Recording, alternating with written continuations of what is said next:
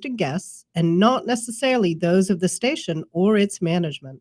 You are about to undertake a 2-hour experience of eye-opening, mind-expanding, revealing common sense discussion for the common sense citizen. Strap yourself in, put your trays in the upright position, remove dentures and loose jewelry, get comfortable, take a deep breath, and come along for the ride. It is time for the Joe Mangiacotti Show on Powerhouse Station WCRN 830, and our affiliates and streaming on the TuneIn app. It's Joe time, baby.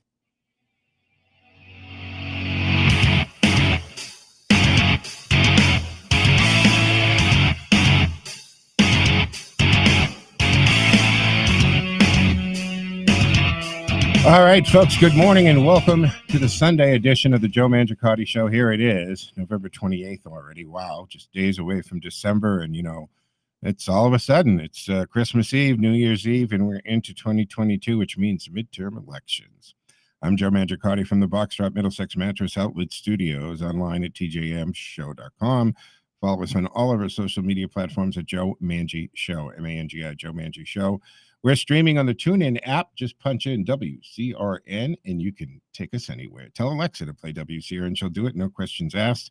Easy to do. We're also live streaming both video and audio. There's just a camera in the studio, so you can check out the studio and listen to the audio on multiple platforms. Our Facebook page at Joe Mangi Show, Twitter, Joe Mangi Show, our YouTube channel, as well as my LinkedIn, and we're even on Twitch. So check it out, live streaming on all of those platforms. For the next hour. And then Mike Wade comes in at 7 o'clock and we switch over to Conservatively Speaking. Yep, Mike is back on the air after about a 4-year hiatus. So that's great. And hey, good morning, Cam. Happy Good morning. Thanksgiving. How was your holiday? Not too bad. How about yourself? Good, quiet. I traveled to New York for the holiday. So spent it down there, had dinner, and actually I ended up having dinner in Stamford, Connecticut. Oh, nice. But yeah, I was in New York for the weekend. Coming back was don't do that again. Traveling 4 back hours home. and 20 minutes for a 2.5-hour ride. Yeah, it was crazy. Just a lot of backups and accidents. And sometimes you get that backup, and when you get there, there's no reason for it. Just one person slowing down can have this ripple effect, right? Yeah, and one person slams on their brakes, and then everybody after them. It makes it a mess. All right. A lot going on a lot of fronts here, folks. There's only a finite amount of time that I have during the show, and that means I don't necessarily during each show get to talk about everything that I want to, and much less what you think I should talk about. But just as an aside, some of the messages that came in yesterday, don't forget we do have our text line, which is operating at 617-297 8388, 617-297-8388. And you can also text Joe on the radio at gmail.com. It appears on the same screen in the studio. And of course, you can dial 508-871-7000 anytime, 508-871-7000 to join the conversation at any time. So I don't necessarily hit every topic that you want, but in response to some of the feedback yesterday, in criticism, actually, about not talking about the situation, the Ahmaud Arbery trial verdict, where all 3 suspects were found guilty of murder. And here's a point there. Everything worked. The justice system worked there.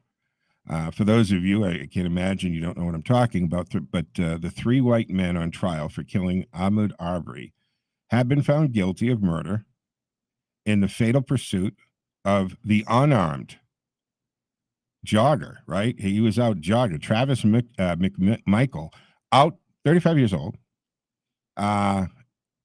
jogging through this neighborhood. Yeah, you know what?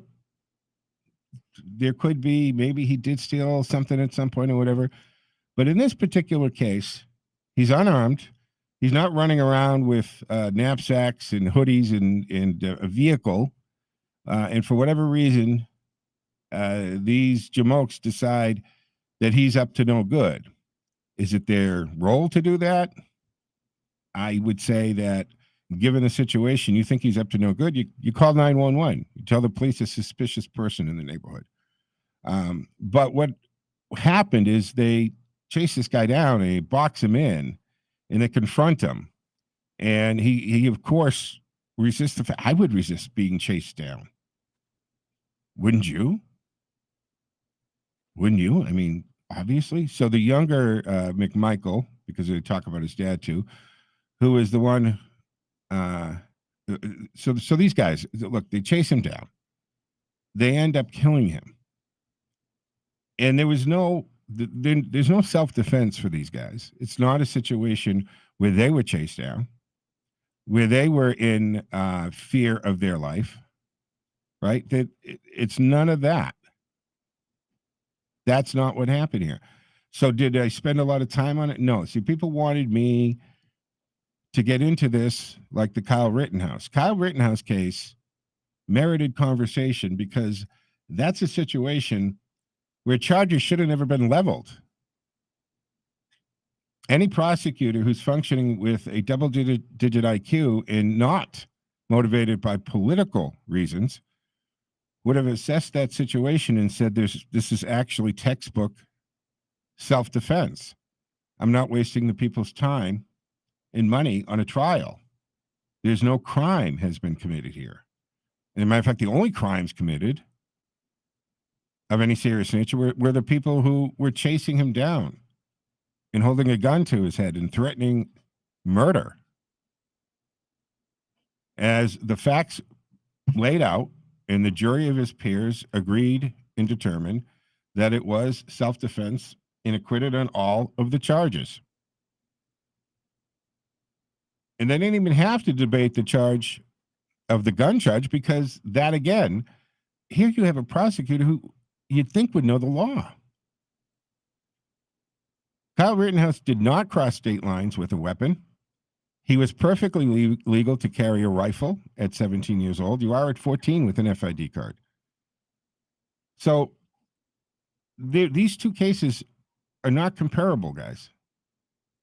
So in response to the text coming in on the text line and messaging, no, I didn't spend a lot of time in Ahmaud Arbery because he was murdered. And the three people responsible for doing so have been found guilty on all charges, on all counts, and quite possibly will face probably the rest of their lives in prison. Now, one guy's appealing. The guy who actually released the tape, or the video, I should say, right? We don't call it tape anymore. Released the video of the chase. The irony here is if he hadn't done that, the charges never would have come. He actually showed that they were aggressors and they were in the wrong. So he gets the Jamoke of the Year award. And he faced charges himself. Right. And he was found guilty. Now he's going to try to appeal, but you're the idiot to put up the video, guy. But without that video, the authorities believe the story. And what was he doing? Like, was he just the buddy along to like what? Apparently, yeah. Apparently, he was you know, if you have three buddies together, right? There's always the one that's a little. Right? Yeah, I guess they're So, like just stand there and hold the camera. Yeah, it's like, come on, hurry up, come on, you know.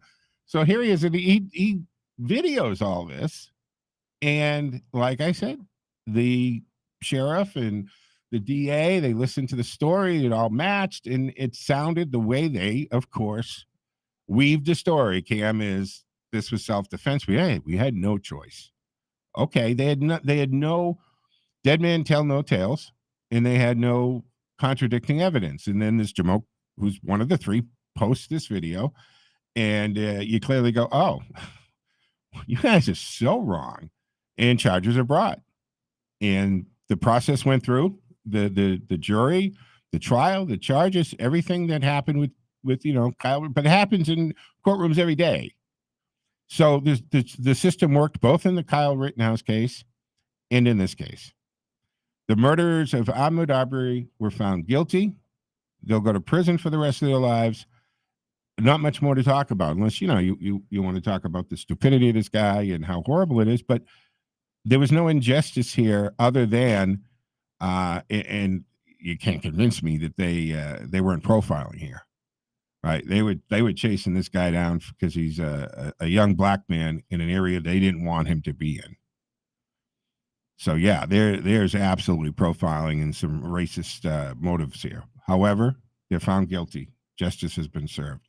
So let's understand that. So spending a great deal of time talking about this yesterday when there's other things that need attention in discussion were more important to answer the criticism there. And speaking of crime, I mean, this past week has been something else. We have seen ridiculous, as an aside, before I forget about this, you may have remembered the story. The bodyguard, he ended up passing away. There was a bodyguard who was actually there for the crew of a TV station, security guard. He was working for a California news station. He ended up passing away yesterday, days after he was shot by an armed robber while he was protecting the news crew, reporting on recent armed robbery. Yeah. So the security guy that they said, well, we need to have security because crime is so rampant without consequence here, and we got to do this story on this robbery. So we'll have a security guard with us, and he's an ex-police officer. Kevin Nishata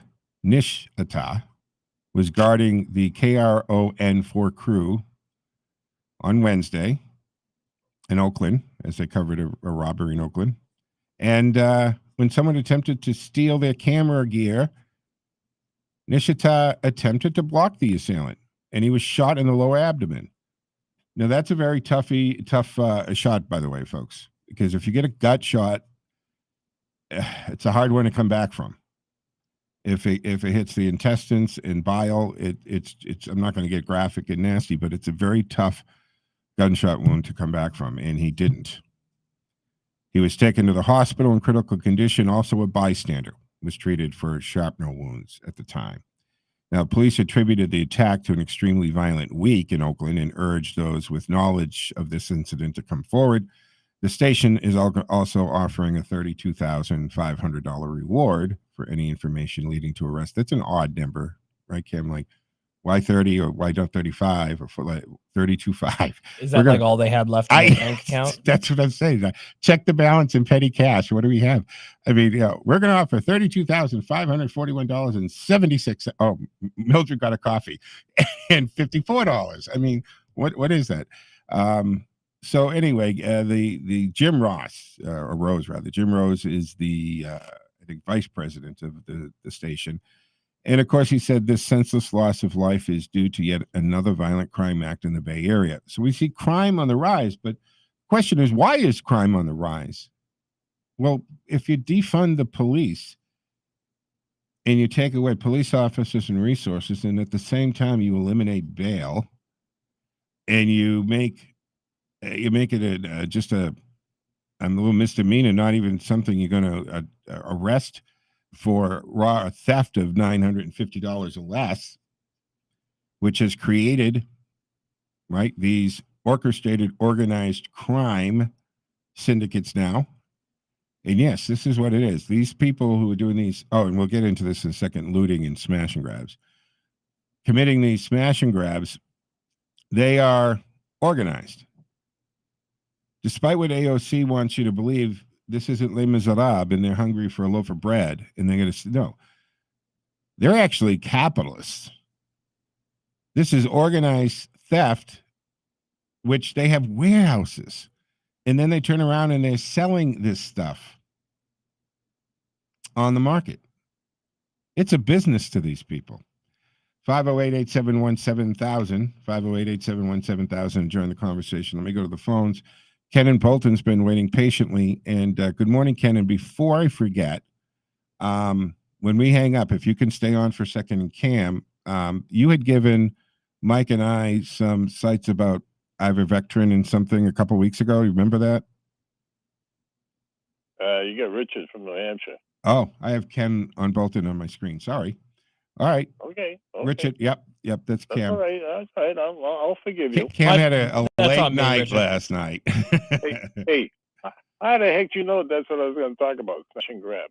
I have no idea, but that probably because everybody is watching what's going on and concerned, right? We have high-end electronic stores spending $30,000 on security a month here, and we've got mom and pop stores who can't do that, and they can't sustain losses like they're sustaining. And we have security guards. In one of the smash and grabs the other day, right? They come in with the crowbar. They smack the security guard first thing off, and they empty the shelves. Again, this is not equity. This isn't poor people trying to feed their family. This is organized crime. Exactly.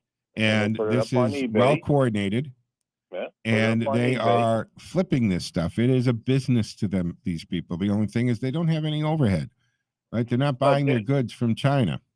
Right. The thing is, too, is the fact that, anything under $1,000 is a misdemeanor. And I'm saying to myself, wait a minute here. Don't you think $1,000 is a lot of money? $999? Don't you think that's quite a bit of money that a store would lose? I mean, what's going on here with all these AGs and stuff like that who are letting this stuff, just fly by without any consequences? Well, here's the thing with the AGs. We've had this, and this has been going on for a little while, is we've had communities in the blue cities electing these AGs who are progressive and just, I mean, most of them, right? They're the product of the hippies. As a matter of fact, who's the one? He's the son of straight out terrorists, a domestic terrorists when they were in their heyday. They're drawing a blank. Someone will text it to me. But the point is, you got people like George Soros, who has created organizations to back and fund, right, politically, the people of the same political ilk of him. And this is what he did. He made this plan a long time ago, is to get these attorney generals and DA offices and then get the bail thrown out. Now, what's the thing that came out on in the middle of this horrific murder with the Waukesha parade, right? Yeah. Bail. And what did the squad do the same day this happened? They proposed this: close the prisons, get rid of federal prisons, empty them out, literally empty out the prisons. Now, this guy Darrell Brooks, a career criminal, who is now an alleged killer, and don't forget he was an aspiring rapper. Yeah. He has incredible crimes to his credit here and no bail, and he should not have been out there, right? If we look at his background, he has substantial battery, intended bodily harm, found guilty in 1999.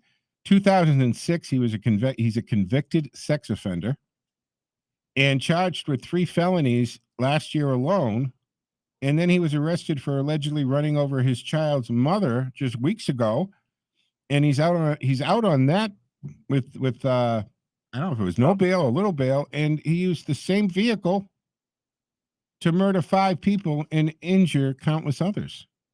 Yeah, a lot of people, what they don't realize, Joe, is when you say there's $1,000 bail, right? All you have to do is put up 10%. So this guy came out with $100. Yeah, that's it. He's out. People don't realize that. This is what you have to. Well, it depends. As long as there's a surety bail and a bond. Yes, there are some places. In Massachusetts, we don't do that. There are no bondsmen in Massachusetts. If your bail is $2,500, it's $2,500. Okay. A lot of states. But there are a lot of states where, right, they have bail bondsmen, and they'll put up so if you have a $10,000 bail, guys, that's what a bondsman, that's how they make their money. They put up the 10 grand, they charge you $1,000, which they keep. That's how they make their money. And if you run, right, if you forfeit because you run, disappear, they lose that money. But that's where you get the whole, the TV shows and the movies about the bond, the bail bondsman hunting down and bringing this person back. Well, they'll go through that. I mean, the whole show Dog the Bounty Hunter was based on exactly that, right? He would bring these people in when they weren't showing up for court because they would have lost the money that they put up. So, but that doesn't happen in Massachusetts. I don't know what the deal is in Wisconsin, if there is, but a lot of states do they do have a bondsman. But I'm going to leave you with one thing, because I know Ken's on the line. I'm going to leave you with one thing. In New Hampshire, right, in Manchester, when Black Lives Matter and Antifa came over here, right, for their parade, right, I don't know if you're aware of this, but there were 200 New Hampshire men who had rifles and guns and stuff. And when they came here to march and make noise and trouble, right, guess what happened? None of them made any noise. None of them made any trouble. They got back on that bus and they got the hell out of Manchester as soon as they could. That's what we have to do here. Men have to get a set, and what they have to do is get out there and show that, hey, you're not going to intimidate us. We're going to intimidate you. And that's the way it's going to have to be. If it's not, then we're going to be in a hell of a world of trouble, Joe. Yeah. It can also escalate the situation very quickly. But the thing about that is, a lot of times these Antifa and BLM people are coming from an attitude that, again, the arrogance, they're right, they're correct, and they don't realize that the counter demonstration, the counter protest is just as legal as their protest. Exactly. And they're not big on that, right? And that is, and maybe in your case, in the situation you're describing, they thought twice about going after a bunch of armed people. But if a counter protest had showed up there, as we have seen in many other cities, there is then clashes, right? Signs get ripped down, people get hit in the head with a sign, and we've seen it. There's a video again, where we have this situation where we're going to have CNN or MSNBC telling us it's a peaceful protest while we're watching video of fires in the background and people getting hit over the head or kicked while they're down. Check out Andy No, right? He's the journalist. I think he's Korean, who has been beaten by Antifa and BLM several times. He's been put in the hospital, and just for doing his job and being a reporter and writing the stories. And you think, and he's gay, so you think maybe he would have been in a protective class, but that didn't matter. It didn't help him there because guess what? He wrote the truth. He was writing and putting up video and posting video of what was happening. So they're not going to do that. They're not going to allow this to happen. They beat the kid. They kicked him, his head in, kicked his gut while he was down on the ground. But New Hampshire is different, though, Joe. We have a concealed carry here. We don't need a permit anymore. That's a big difference, too, because nobody knows if you have a gun here in New Hampshire, and if it's concealed. Yeah. But like in Massachusetts, I don't know, you have to jump through all kinds of hoops just to get a gun, just by bullets. Look, maybe. I have said this over and over, folks, that here in Massachusetts, we have some of the toughest gun laws in the country. And you can do open carry here. See, the permit that we receive in Massachusetts is called a concealed carry permit, which means that you can carry a weapon and conceal it. And I think that's the smartest way. I don't think it's wise for you to walk around with a weapon visible because you have to be on 24 hours, 24/7, because people might want to take that away from you. And if they come up behind you and hit you in the head, you don't have much to say about this. So the idea of carrying open carry, okay, but understand you're opening yourself up to be a target. Now, there are other places in the country where they have open carry. I mean, I think if you're in Texas, parts of Wyoming, or you were, Oklahoma, you're going to see people walking with guns strapped to them sides with no badge on or anything. They're just average citizens. And I think people don't even raise an eyebrow at that. They would here, right? And look, I've been in restaurants or whatever where you get up and you put your jacket on and somebody catches the holster, right? And you get all the looks and so forth. But we don't walk around in Massachusetts with it exposed. It's a concealed. And I think it's a good idea not to have it exposed, to have it as a concealed. Exactly. And that's and what you just hit on there, Richard, with all this trying to take away your Second Amendment. The thing here is criminals don't really know if there is a gun in a house, if the owner's armed. They're not quite sure if they're going to mug somebody if that person is armed. But if you make it illegal and you take away our Second Amendment rights and you disarm the law-abiding citizens, then the criminal element, which will still have it because you outlaw guns and only the outlaws will have the guns, then they are guaranteed that you are unarmed. Exactly. So the government just did most of the legwork for the criminal by ensuring their victims have no self-defense. So I think it's better to keep the criminal element guessing than it is to unarm unconstitutionally unarmed law-abiding citizens. That's what they do in England and Australia. Yeah, how's that worked out? They took the guns away. I'm going to let you go. Yeah. All right, and I'll talk to you later if you want with Mike. Yeah, Mike will be in at 7 o'clock, folks, for Conservatively Speaking. All Thank right. you, Richard. All right, folks, 508-871-7000 to join the conversation. I'm Joe Mangiacotti from the Boxtrop Middlesex Mattress Outlet Studios. This is the Joe Mangiacotti Show. We're going to take a quick break here at 6:30. 6:30. Come back on the other side for the second half of the first hour of the Sunday edition of the Joe Mangiacotti Show.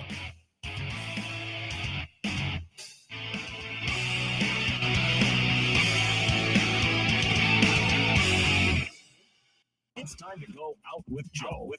This is Out with Joe from the Cantiani Insurance Studios. I'm Joe Mangiacotti. Here are some quirky Thanksgiving trivia facts to impress your friends. Well, Thanksgiving traditionally revolves around family and food, and well, we're all excited to dig into our favorite Thanksgiving recipes, things like turkey stuffing, sweet potatoes, and pumpkin pie. It's important to remember how the holiday actually started, as well as exciting ways to celebrate it today. Now, the first Thanksgiving was actually a 3-day celebration. Today, Thanksgiving takes place on one day, maybe two if you count Black Friday, but that wasn't enough for the original pilgrim. In November of 1621, the settlers' first corn harvest proved very successful, and Governor William Bradford invited Plymouth colonists, Native American colonies allies, to enjoy the fruits of their labor. Members of the Wampanoag tribe came bearing food to share, and as they joined the pilgrims, they decided to extend the affair a few days. Nobody is quite sure if the almighty bird that now marks the centerpiece of our table was even at the table back in 1621. However, they did indulge in other interesting foods like lobster, seal, and swan. The Wampanoag even brought 5 deer to the feast, so if you enjoy venison at your autumn table, consider yourselves right in line with the long-standing tradition. Now today, part of Plymouth, Massachusetts, looks just like it did in the 17th century. Modeled after an English village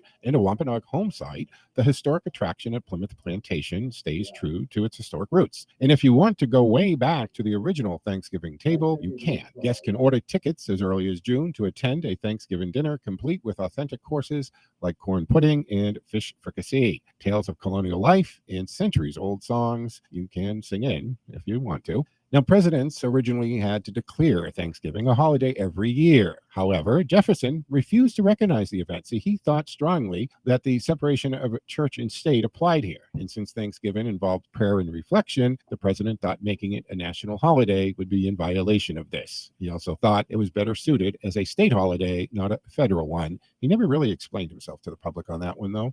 Here's an interesting fact. We're all used to Thanksgiving being the 4th Thursday of the month. However, in 1939, Thanksgiving was celebrated on the 3rd Thursday in November, not the 4th. So you might think that President Roosevelt could predict the future because he channeled his Black Friday mentality into celebrating Thanksgiving on the 3rd. So he bumped up the shopping days by 7 days by doing that. But that also angered football coaches who had Thanksgiving games scheduled that became regular weekday games, and calendars were already printed now with the incorrect dates. So Americans, to say the least, did not love this change. So it was officially and legally switched back in 1942. Now, those turkeys that are pardoned by the president, some go on to do some pretty cool things. See, President George H.W. Bush pardoned the first turkey in 1989 after he noticed the 50-pound bird at his official Thanksgiving proclamation looked a little antsy. Every president has upheld the tradition to this day. But what happens to that lucky bird that gets to squawk another day? Well, in 2005 and 2009, the turkeys went to Disneyland and Walt Disney World parks to serve as Grand Marshal in their annual Thanksgiving Day parades. And from 2010 to 2013, they vacationed at Washington's Mount Vernon State. Well, that will do it for now, but more interesting facts and Thanksgiving history on OutWithJoe.com. So from the Cantiani Insurance Studios, I'm Joe Mangiacotti, and this is Out with Joe.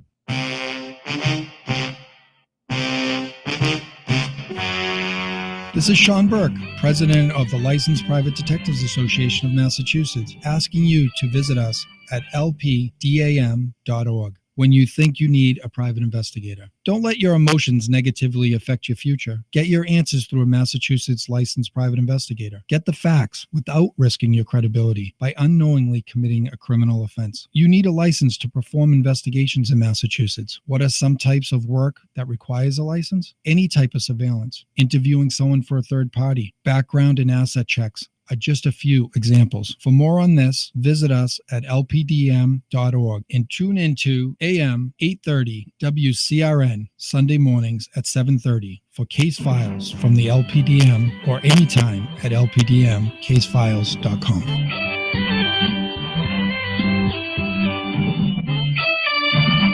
I want to tell you what Cantiani Insurance has been able to do for me and Teddy. We stopped in to see Paul Sr. and the great staff at 318 Plantation Street. They've been handling my car and business insurance for years. Teddy was making his way around the office, and they let me know they now offer pet insurance. For a fraction of what one visit to the vet was for Teddy, they could cover him for a whole year. I know you treat your furry family members like any other family member, and as well as I do Teddy. The professional staff at Cantiani's has been providing courteous service for over 40 years, with integrity and personalized service, making sure that your insurance actually protects you and your family. With 2 locations, the 318 Plantation Street in Worcester and East Douglas Insurance Agency, located at 306 Main Street in Douglas. For home, auto, business insurance, and now pet insurance, click CantianiAgency.com or call 508-791-2088. 508-791-2088. We know why you're awake. Your child is about to get their driver's license. Labonte's Auto School offers 1-week driving programs to help make sure your child stays safe and focused behind the wheel. 877 Drive Ed. Who's Ed? That's the number for Labonte's Auto School. Learn to drive safely and efficiently. Visit one of our 5 locations throughout Massachusetts. Click Labonte'sAutoSchool.com. Labonte's Auto School shows you how to learn the rules and keep your cool. 877 Drive Ed. Who's Ed? That's the number for Labonte's Auto School. You're listening to the Joe Mangiacotti Show on Powerhouse Station WCRN and our affiliates. To talk to Joe, dial 508-871-7000, and you can text Joe on air in real time at 617-297-8388, or email textjoeontheradio@gmail.com. And now back to the most interesting man in the world. When he drives a car off a lot, the value goes up. Common sense talk for the common sense citizen.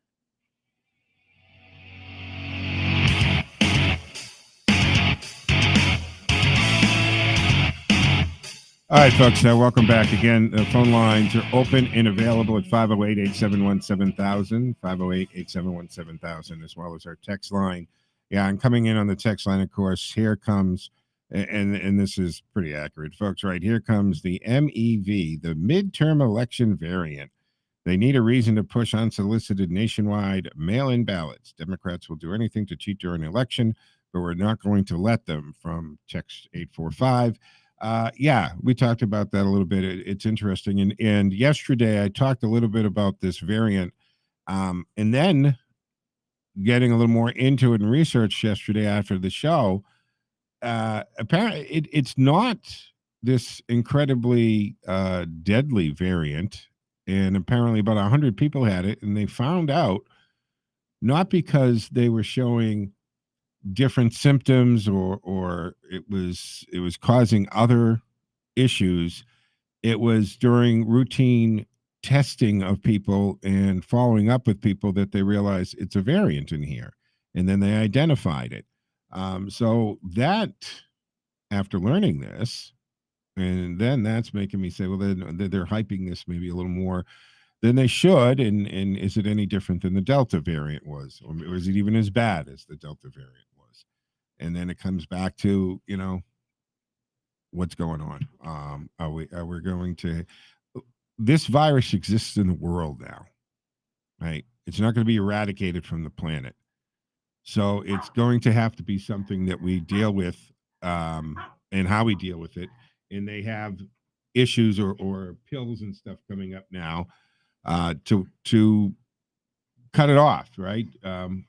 More or less, I don't know if I want to call it a vaccination, right? What's the pill? I think Pfizer's coming out, and it's going to help prevent it. I'm thinking of it in terms like there's that PrEP pill, right? The variant or something that you take, and it prevents the HIV virus from sticking in you. So that's how they're working on that pill. Now, let me go to the phones, because this is, in fact, Ken. And Ken, good morning. Morning, Joe.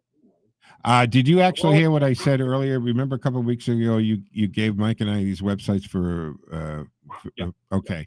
Can you stay on with Cam when we're done and make sure you give them to him so that we have them again? Sure. All right. Awesome. Absolutely. Thanks. What's going on this morning? Well, crossing over to other topics, Sunday is usually Hall of Shame, Hall of Fame. Yep. All right. I have some names that we didn't know a week ago or so. All right. We're doing shame first? Yep. All Hall right. of Shame, John Chisholm. You Yeah. know who John Chisholm is? Yeah. He's the DA. Yeah. Boy, do we. Yeah. The Milwaukee County DA, who basically let this monster out to kill 6 people. And who knows if the count continues to climb. Now, Also those who are wiped out. Ken, the thing about this guy, right, Chisholm, he put out a tweet, I guess a while ago, that, and I got to paraphrase it because I don't have it in front of me, but when he was proposing, the no bail and letting all these people out, he said straight up, will somebody end up dying? Will someone be murdered from one of these people that I allowed? Oh, absolutely. It's definitely going to happen, but it doesn't negate the theory. I'm sorry. 6 people, including children and grannies, dead. That negates that to me. I don't know about you, but you're a jamoke. That's go ahead. Joe, the mainstream media says it's an accident caused by an SUV. Yeah, well, that's another issue, is the media coverage of this, where they literally said a parade accident, a smash at a parade, right? No, he was only zigzagging. Totally glossing over the fact that this guy deliberately drove his car into Christmas parade, killing the 5 people, injuring dozens, and he was out on bail from a domestic abuse case where he was suspected of another violent altercation with the car against his wife or girlfriend or whatever. Yeah, he'd already run somebody over. Yeah. A loved one. I mean, this is unbelievable. To the public. And now, there was this group of, they call them dancing grannies. And so it's beloved pom-pom thrusting dance troupe, and they're older women. And, we're talking 79, 71. There was Tamara Duran, she's 52. Wilhelm Hospel, she's 81. We're helping the group according to the Milwaukee Journal-Sentinel, right? The 5th victim, Jane Kolch, 52 years old. According to her Facebook page, she worked at Citizens Bank, and she included in the post was birth of a granddaughter, right? So she's a dancing granny. These women were mowed down along with children, and the coverage of this, they want you to believe, again, at mostly peaceful protest, as the the building burns behind the reporter saying it. Right? So we're watching the mayhem, the arson, but you're going to listen to my words and believe what I tell you, not what you see. And we watch this animal drive and zigzag to hit people, purposely mow them down. And then when we check his stuff out, what does it say, Ken? Right? All about pigs and defending the police. And this is not a great humanitarian here. This guy is a POS. Sounds like a massacre to me. Yeah. And yet the other side calls a riot an insurrection. Yeah. Well, absolutely incredible.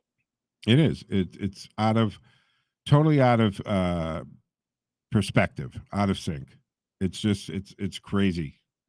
And it's going to be moved away, right? This is the other thing is, and I said this after the Kyle Rittenhouse, they're going to move away from that conversation as fast as they can, because they got them, they got it handed to them because they lied about every aspect of the Rittenhouse case, and he was found not guilty on all charges. So they moved the conversation off of that, and unfortunately for them, this hits the front page. So what do? They lie about it here. The media should be all over this guy, his background, his motivation, everything. I mean, they did such a dive into Kyle and couldn't find anything. They lied about him being associated with a militia, being a white supremacist, everything, total lie. The kid doesn't even know what a militia was before this. And then you got a real animal, but because he's not a white supremacist. He's actually the opposite of that. And he wants to defund the police. And what's his, let me pull up the story. I mean, his Facebook is covered with F pigs and that kind of thing. So we know where he's coming from. But they're not covering it. They're not going to talk about it. They call it a crash at a parade, an accident. It's murder, folks, mass murder. So anyway, let's think positive. The Hall of Fame, a name I certainly know you didn't hear, but you may have seen him on Fox. Tony Kinnett is a teacher from Indianapolis who flat out went public and said, yeah, my school is teaching CRT, and here are the goods. I didn't see him, but good for him, because you may want to look it up as I describe it. Yeah, because what are they telling us, right? They're gaslighting us. CRT doesn't exist, and it's not being taught in the schools yet. There are literally receipts, and I don't mean that in the slang way, people. That people say bring receipts. There are actually receipts in Virginia where they paid consultants to teach CRT to the teachers, and it's right in the invoice, right? Critical race theory seminar or counseling type, right? So there are literally receipts of CRT being brought into the Virginia school system, but they want to tell us in the same breath that it doesn't exist. That's a right-wing made-up thing. And is it being taught in the business world too, Joe? I have experience as such. Yeah, well, we've heard all the stories, right? They have to take these. No, these aren't stories. I've lived it. Yeah, tell me about it. Literally. You have they don't require, but they request that you watch how you're white privileged. And somebody from New York City is telling you, and you're interacting with them, they're trying to convince you you're white privileged. Well, this is what's actually going on during your work. That's part of work. That's how bad it's gotten. Wow. Who could have imagined that 20 years ago? Yeah. Tony Kinnett. So, yeah, Indiana critical race theory whistleblower comes out. And, I guess so. It was on Fox. So let me see. There's a picture of the guy. Oh, actually. You want to watch the video. Actually, I see. Yes. I didn't realize that was his name. I saw this guy. So he was placed on leave for whistleblowing about the teaching of critical race theory in his school district. And he said Friday the classes being taught to students were founded with a racial equity priority.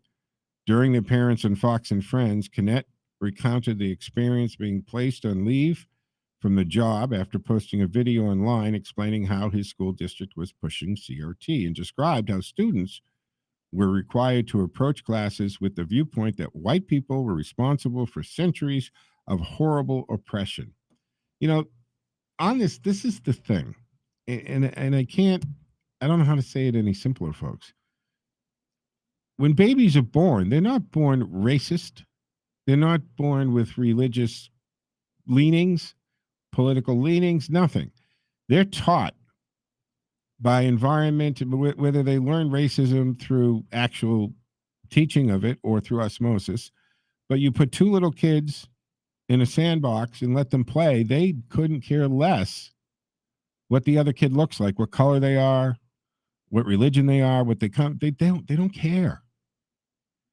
And now you're going to tell the little white kid that you're oppressing the black kid, and the black kid, you're a victim. And most black people I know are offended by the concept that by virtue of their skin color, they're less than, that they're victims, and that they're being oppressed.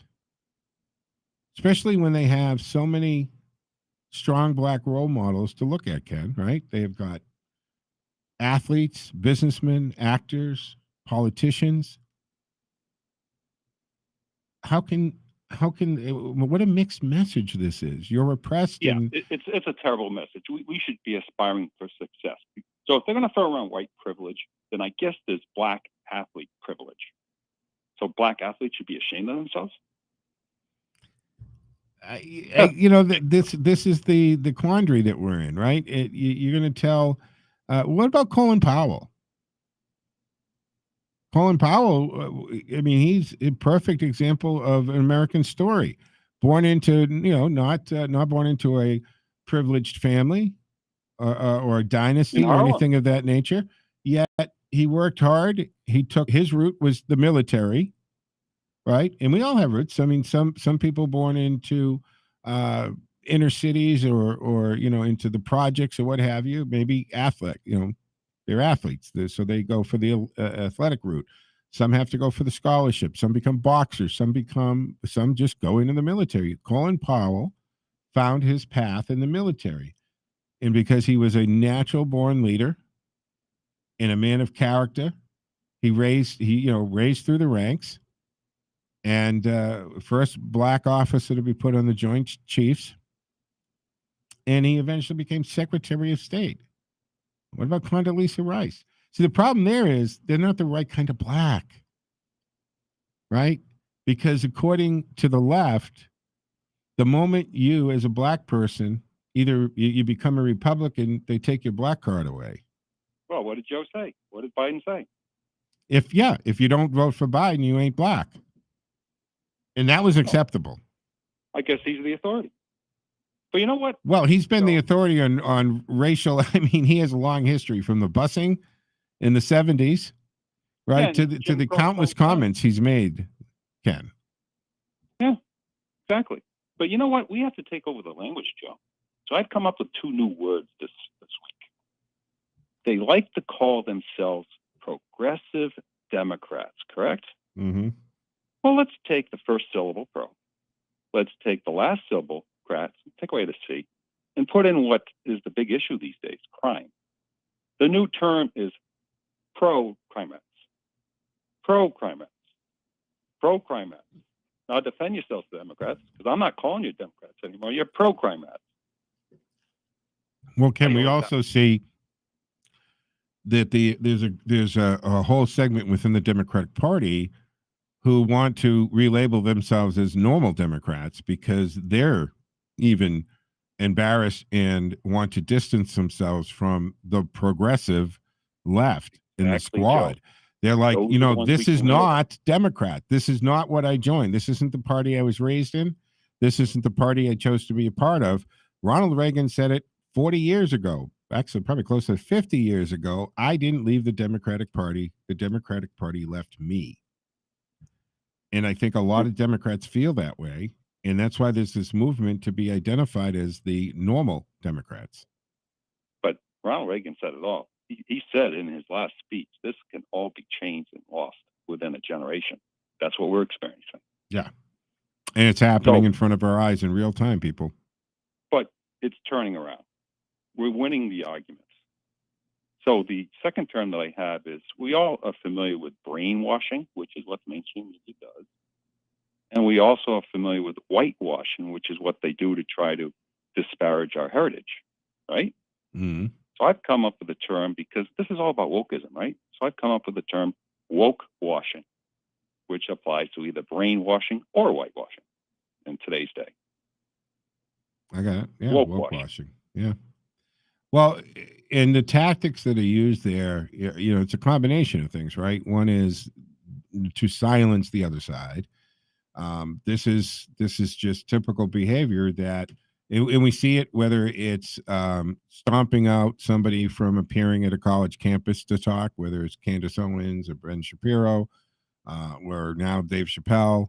And this is a problem, right? Because now we have prominent former left icons like Chappelle and Bill Maher who are telling their own party and the Democrats, wake up.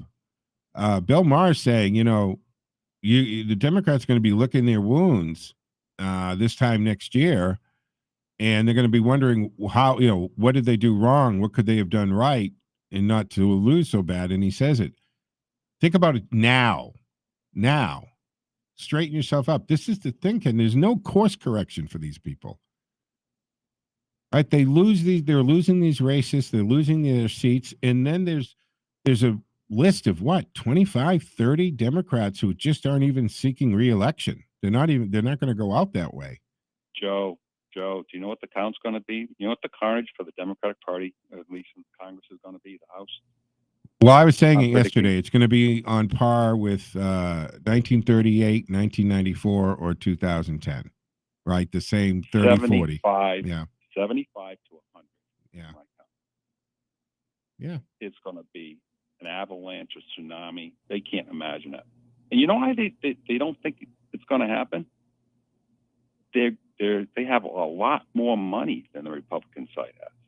And they think that's all that matters. Yeah, you know, but we can point to a truck driver who spent $2,300 and unseated the most powerful Democrat in the state who had $1 million in his war chest. So, yeah, you know, does money? No, money helps, and you need it. But if the messaging is right and the circumstances are right, it can happen. It can happen. I remember 1990 in Massachusetts when there was such that anti-incumbent, because I ran 92, and that was 1990. The Mass Senate had, all of a sudden they found themselves with like 17 or 18 Republicans. For the first time in 50 years, they had veto sustainability, and it scared the heck out of Bulger at the time and those people. This was the year Weldon Cellucci got put in, and we're going to see that on a national level right now. I think the House, but what's interesting is the Senate. I think the Senate will tip. It's a matter of how much will it tip to the Republicans. That there's less opportunities there. Yeah, there is less. With Democrats running, there are only 13 Democrats running next year. I'm looking at 4 to 6 seats, easily 3. But just New Hampshire, Georgia, and Arizona are like, yeah, that's going to happen. Georgia's really easy. You get Herschel Walker's going to win by double digits easily. And the Democrats say, our guy just raised $9 million in the third quarter. Herschel Walker will run him over. Are you kidding me? Yeah. Yeah.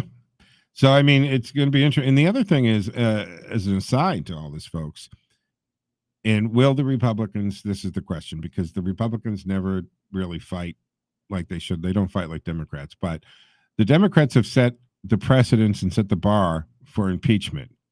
And if they control the House and the Senate, will they impeach Joe Biden? I mean, there's actually legitimate stuff to impeach him for, unlike Trump.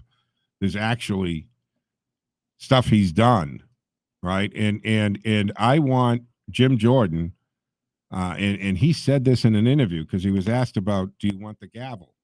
He said, actually, no. Is it McCarthy?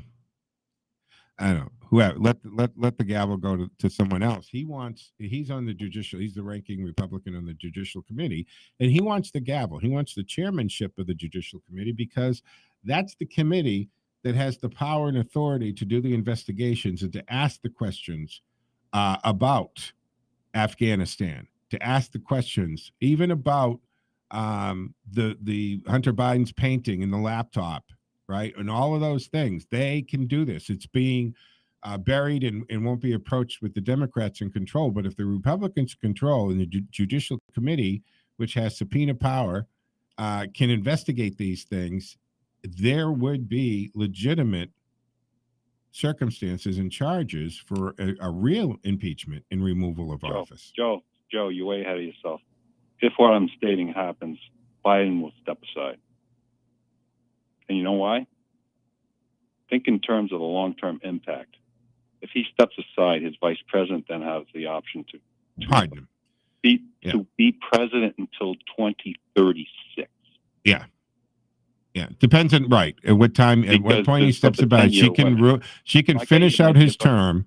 No, 2032. And then she can run twice. But I don't think it'll be Kamala. Well, that's it. They're anxious to get rid of her. There are really anxious. Now here's the thing, because when I heard the rumors about, all of a sudden there was talk about what's the procedure for replacing a vice president in the middle of a presidential term, and I talked to a friend of mine who just retired from the State Department. Asked him, "Is this really going on?" Because they were associated with the protocol office. And they said she could be impeached. And they said, yeah, there is. But the question, wait, let me finish this. The question is this to replace Kamala, right? Or is it because Joe will be out of the picture, Kamala moves up, and then they have to determine a vice president for Kamala? No, then if she became president, appoints a well, that's what I'm vice saying. president, just like. But it's Ford the did. same. Yeah, but it's the same process. If she steps down, Joe has to appoint somebody. So the question is, are they brushing up on that process for her or for him? There's only one way she resigns if Obama demands it. And he's responsible for putting her in the first place. Exactly. Hey, against the clock, Ken. Thank you very much. Stay on with Cam if you can give that stuff to him. Will do. All right, folks, that wraps up the Sunday edition of the Joe Mangiacotti Show. Mike Wade up next for Conservatively Speaking right here on AM 830 WCRN. Stick with us. Back on the other side. WACE Chicopee and WCRN Worcester. 7 o'clock. If you were to ask any retiree in a word, they would tell you that retirement is all about income. Income in retirement is